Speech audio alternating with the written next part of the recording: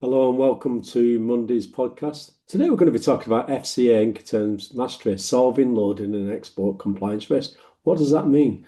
In Incoterms, delivery confuses a lot of people. So this is why we've been doing quite a lot in Xworks, DDP and all these other terms that we're kind of discussing all the time. But I wanted to do FCA because FCA is one of these areas that can really support you or it can go against you and cost you a little bit of money. So again, it's all about exposure, your supply chain, making sure moving forward, the whole point of the podcast. And FCA is a good one to really talk about. And we say solving load and export compliance. What do we actually mean by that? What is the term and what we're talking when we're mentioning these things?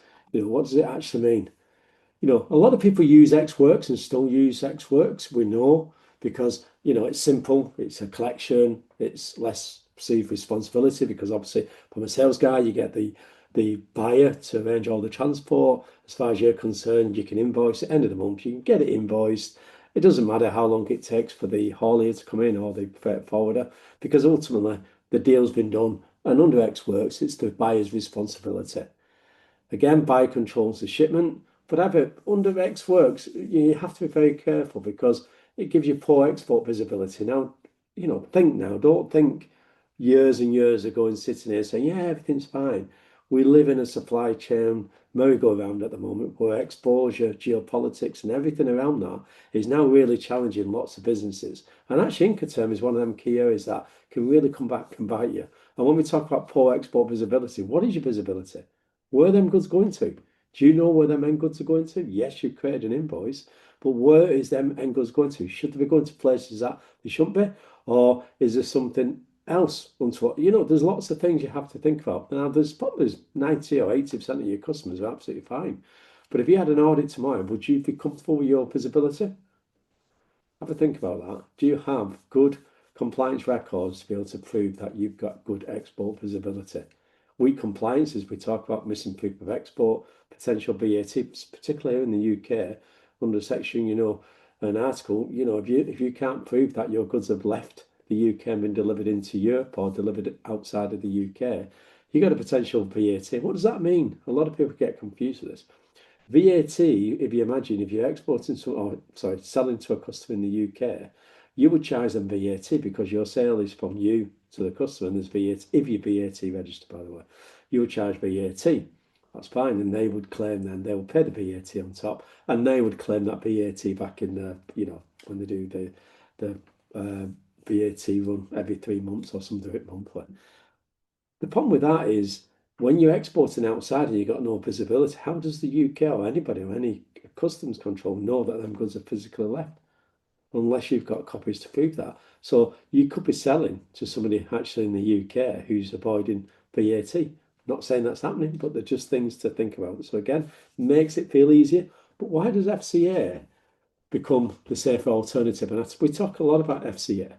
And FCA is obviously the seller. And remember, delivery, when I mentioned delivery earlier, what does delivery mean in Incoterms? Delivery is actually the point of your delivery. Where is your endpoint delivery?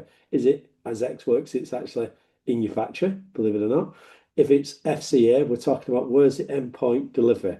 Now, under most terms, depending on how you do it, your delivery is at your factory. So as soon as it leaves and loads from your factory, the responsibility and risk then pass to your buyer because he's arranging still the transport. Nothing changes in transport arrangements or anything else by the by. The only thing that changes in FCA is that you have some responsibilities, but actually better for you. And let's just have a look at this. So we've got loading, export clearance, proof of export, controls, audit readiness, VAT evidence. Again, X works, there's a lot of risk there, or there's a weakness. FCA, you're loading, you're doing the export clearance, you're the proof of export, you've got control, you've got good, strong audit compliance records, and you're a little bit protected, particularly on the VAT element. So FCA keeps compliance and documentation firmly in the seller's hands and where it should belong. It's very important.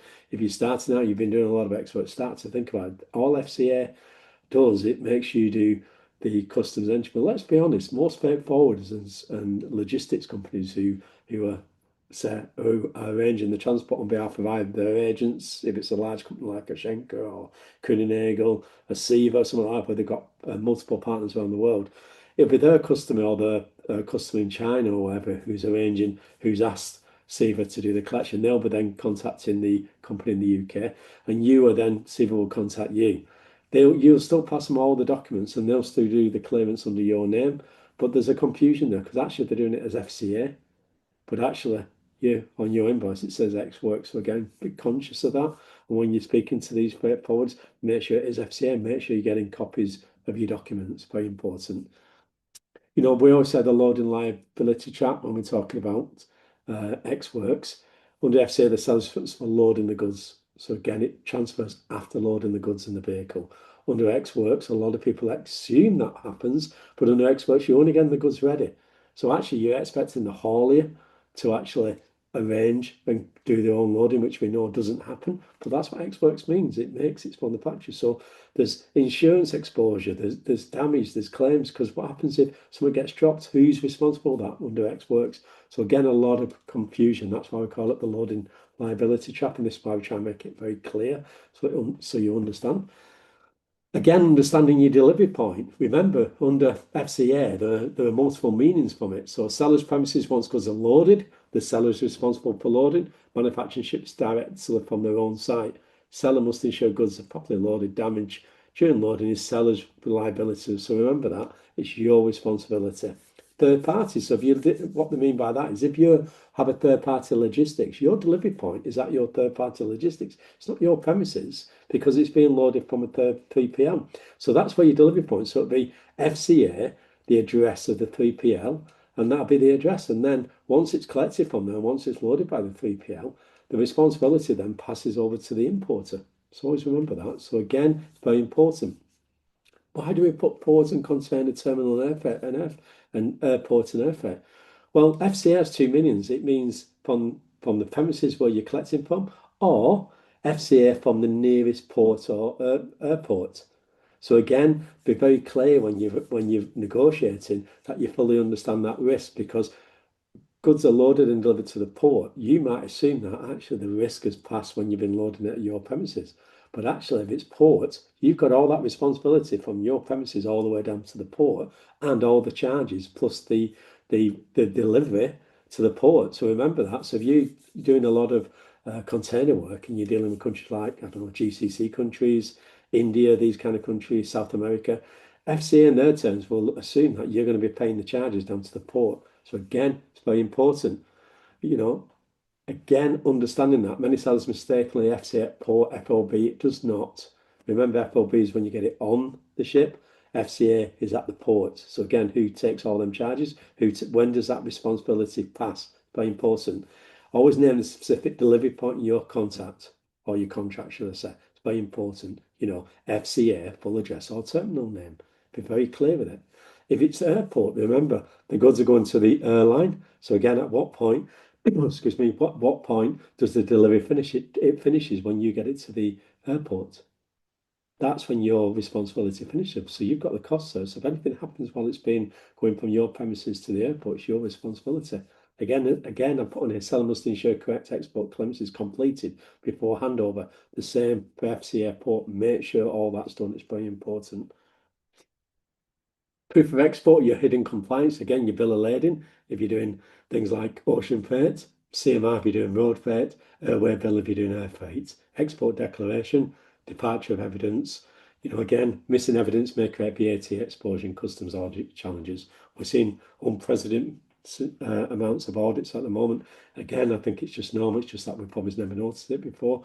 And again, remember, you must have all this documentation stored somewhere. So if you haven't, start thinking about this. It's very important. The onboard and lading charge. So what changed in Incoterms? So there was a few changes within Incoterms 2000 under the updated FCA rules. The buyer may instruct the carrier to issue an onboard bill of lading to the seller once goods are loaded. This is critical to update for documentary trade. So again, if you're doing letters of credit, bank requirements, documentary compliance, export evidence. Again, many exports remain unaware of this FCA 2020 leaving letter of credit. So if you're doing a letter of credit, I wouldn't use personally FCA, but that's, it's entirely up to you. Because remember, if I'm being brutally honest, FCA, if it's from your factory and you're doing a letter of credit and there's a huge amount of value in there, Once it leaves your premises, if you don't get paid, they've got your goods. Your responsibility is delivery. So me, when I'm doing high value goods in letters of credit, I want to have some responsibility so at least it gets onto the ship. I don't want to do an FCA and other terms. Anyway, there's new rules that were introduced, and are you using X works because it's easier, or FCA, because it protects compliance. So again, we're talking very much Monday's compliance. Again, X works, you can use X works if you want to use it, that's your choice, but don't then, get under stress when you have a customs audit and they go through all your records and you don't have any evidence. It can be very costly to you. So again, risk Incoterms define where the risk transfers. Remember, delivery is at the point of your risk under your Incoterms. So if you're doing like DAP, your delivery is at the place of where it's been delivered to. If it's Ex Works, your delivery, excuse me, your delivery is actually at the place of your warehouse. So again, it's very important to understand that. FCA, like I said, you get your customs entry, you've got clear evidence that you've done a customs entry. Excuse me, you always get a tickly thought, don't you, just as you're about to do something. Again, when you're doing documentation, it's very important to understand this. Keeping your records because you've got proof that them goods have left. You've got your unique consignment reference number and your master rep or your movement reference number. Your customs entry is your baby.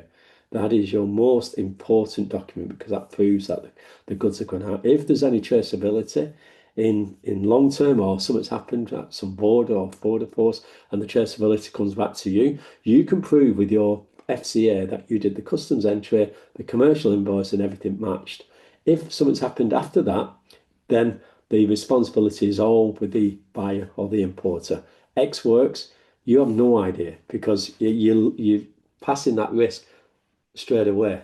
So again, if there's traceability, it will come back to you. And if you haven't done a customs entry and they deem that things have not been done correctly, it could be deemed that you as the exporter have responsibility. So again, just remember that. And remember, a customer won't contact you or a border force or a customs in any country around the world. They will contact HMRC. If they're seeing something they're not happy with, they'll contact HMRC, who in readiness will contact you. That then has an exposure and list. And remember, we're going AI digital now, so your documents are very important. There's a lot of exposure. Get your exposure. Make sure you're in control. That's very, very important. Again, it's, Incoterms, we're covering a lot on Incoterms. We've done X Works, we've done a lot of areas. Again, we've got our weekly trade newsletter every Wednesday. Monday it's compliance. Friday we do a little bit about sales and strategy. Sunday we've got our new history channel, which we did the Silk Road, the history of Silk Road, which is about a modern take Silk Road and modern supply chain. Has it changed or has it just evolved? It's very interesting to see. We know you're enjoying it. We're seeing lots of people now, re-engaging and watching the podcast. They're there to help you. The whole point of the podcast is here to support you. It's not here to frighten you. It's here to support your journey. So all we ask you is to subscribe. That's the only thing we ask. The more subscription we get, the better it is, the more we can do with the channel. And we can really make it, work for you. So you've got a one point of go to, got a question. There's little sections now we've opened. We've got 5 different sections within our YouTube channel, which you can go on to. So if you're compliant, you can jump in compliance. If you want to watch anything on Incoterms, you can go into Incoterms. Sales and strategy, we've got AI in there.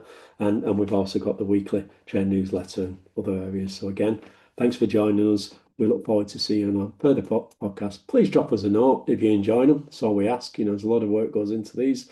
And it's always nice to see that or any comments that you'd like to be covered. Again, let us know. It's very important. We see it as a positive. And again, we're here to